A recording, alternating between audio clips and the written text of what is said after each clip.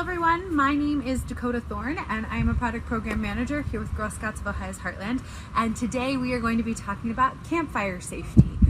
With camping season right around the corner, I'm sure all of you are making preparations and thinking ahead to the summer, planning all those troop camping outings, or maybe just going camping with your family. Well, today I'm going to talk about one of my favorite parts of camping, which is sitting around a campfire after a long day of hiking, or creeking, or fishing, or canoeing, or insert your favorite activity here. Campfires are a great source of light and heat for you at your campsite, and they can be super fun to sing around or roast marshmallows, even cook your dinner. But they can be very dangerous for both you and the environment if you don't learn your safety pointers before you go camping. So that's what we're going to do today. Let's get started. So first and foremost, we're going to talk about how to properly dress when you're going to be around a campfire. There are currently 3 things wrong with what I am wearing or the way that I am dressed, and let's see if you can find them before I begin making my fire. Did you catch them? So number 1 is I'm wearing a super baggy, super cozy, nice sweater, which you might think is a great idea when you're sitting around the fire. However, if I or you am going to be working on the fire, we want to leave the big, baggy, cozy sweater in our tent because we don't want this getting in the way of the fire because we don't want it to light on fire and we want to keep ourselves safe. So number 2, I have super long hair. Maybe you don't, and that's great, but I have super long hair, and if I'm going to be working around a fire so it's not hanging down in the way of the flames, I'm going to tie this back up and maybe add a hat just to keep myself safe and my hair safe.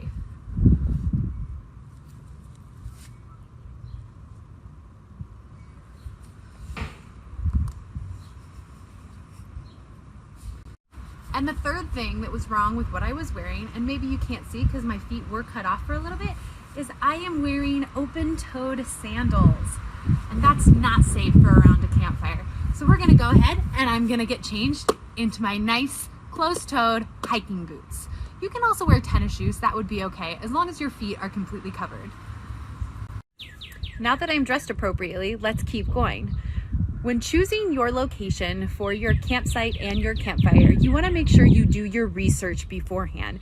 That means checking out the site that you're going to go to and making sure that campfires are actually allowed. There are some locations that don't allow campfires, so make sure you find a nice campfire-friendly site, and who knows, if you're lucky, you'll already have a fire ring there that's a nice, safe fire ring. Sometimes that doesn't happen. So today we're going to talk about finding a nice safe location for your campfire and building your own camp circle for your campfire. It's going to be great. Just make sure you find a nice spot that's about 15 feet away from your tent, any other trees or bushes like the ones behind me. All right, let's keep going. My backyard does not have any nice flat soil spots that are excellent for building a campfire, as my backyard is mostly grass. So we're going to do a little bit of pretending, okay? So first things first, we're going to pretend that this nice clear spot and flat spot of concrete is a nice clear flat spot of soil. And we're going to go ahead and build our nice safe fire ring or fire circle. I will need some rocks. And since I don't have any rocks, we're going to do some more pretending, and we're going to pretend that this big bin of shoes is a nice big bin of rocks. You can use whatever you'd like. All right, I have my fire circle built with my pretend rocks. So as you can see, it's right here behind me. It's a pretty good size. You want to make sure you have a nice area for your clean, safe fire. Now, I've obviously built mine outside and I've used shoes, but you can use whatever you'd like to build yours. And maybe yours is in the middle of your living room floor. It's all pretend, so use your imagination. So having a good size campfire circle is a great way for you, your troop, or your family to keep a good close eye on your fire. Now, what we'll talk about next is how fun big rocks can look to climb on and sit on and hang out on. But these rocks are serving a very special purpose. These rocks are to keep us safe and those around us safe and the environment safe. So we don't want to spend our time climbing on any rocks because that's a great way to fall down, fall in the fire, fall and bust your knee open. So these rocks we're gonna leave nice and alone, okay? And also, if you'll see me right now, I have 1 foot inside the circle and 1 foot outside of the circle. That's our next safety rule. Whenever you are working on a campfire, there should only be 1 foot inside of our fire circle at all times. That means that I can't have my buddy come over and put her foot in as well, or his foot, or my mom's foot, or my troop leader's foot. It should only be 1 foot at a time. So if I'm working on the campfire, I can have 1 foot in, but I can't have 2 in. 1, not 2. Okay, that's 1 person with 1 foot in the fire only, okay? And that's if you're building it or working on it. You don't want to just have your foot in there for fun. All right, let's move on. I do see that we're missing a couple things from our fire circle in order for us to safely start building our fire, even though it's just pretend. I'm gonna run and get those. Oh wait, I almost forgot to mention, I'm not gonna run and go get those because running around a fire does not seem like a safe idea. So, anytime you're around your fire, remember to walk slowly and don't be running around the fire. That's a good way to trip and fall. So I'm going to walk and go get those 2 items that I just talked about. Be right back.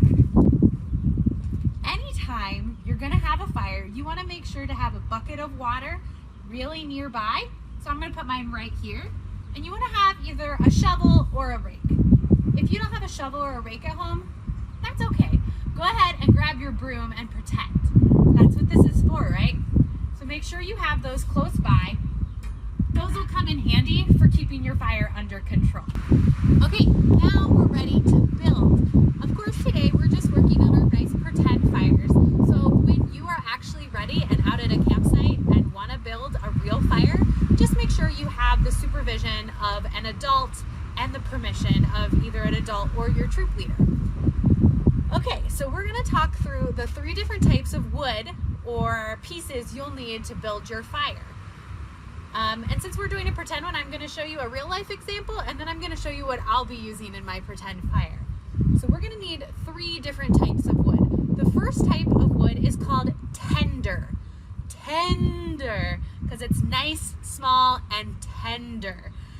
These pieces are small sticks that are going to be about the size of your pinky or smaller. Now that's in width, not in length. So as you can see, I have some examples here, and they're pretty long. They're much longer than my pinky, but they're no thicker than my pinky. You're going to want to have a nice big stack of tender. This is what is going to start your fire. The second piece we're going to talk about is kindling.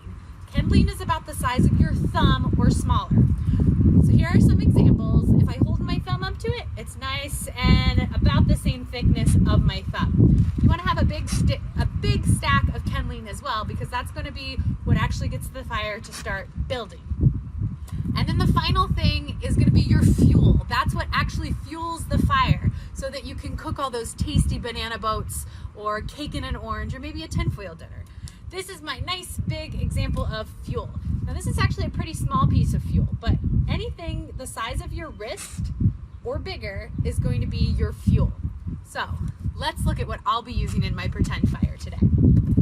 For my tender, I am going to be using some Q-tips. Q-tips are the perfect size, and they're nice and small, and I had plenty of them around my house.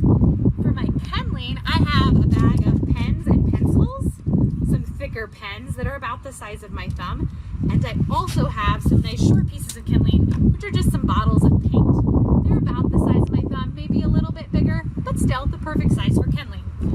And for my fuel, I have a couple random things. I have something that every house probably has right now, is like just a tube of disinfecting wipes. I have a couple of water bottles that are about the size of my wrist or bigger, and I have an 8-pound weight because it's the right size. Now, let's talk about how to build our fire.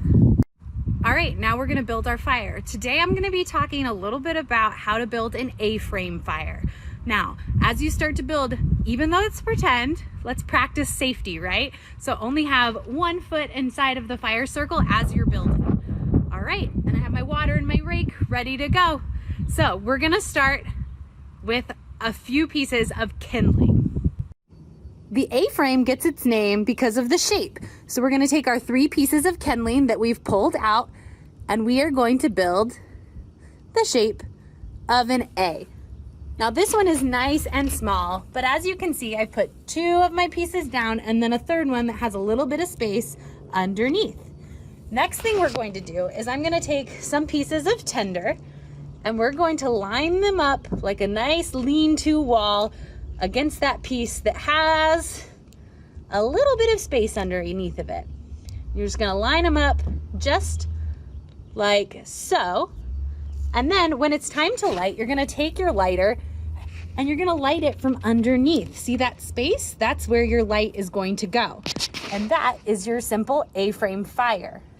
Of course, as your fire is lit and it starts to grow, you'll continue to add your pieces of kindling as you go, and it won't keep the shape of an A for the whole time. And then once you're ready, and once your fire is nice and big, you can start adding some bigger pieces on it, like so, and it'll keep burning and be enough to keep you warm and your campsite lit for the rest of the night. All right, the last thing that we're gonna talk about today is how to safely put out your campfire once you're all done with it. So let's say dinner's done, we've sang a ton of campfire songs, and we're ready to go to bed.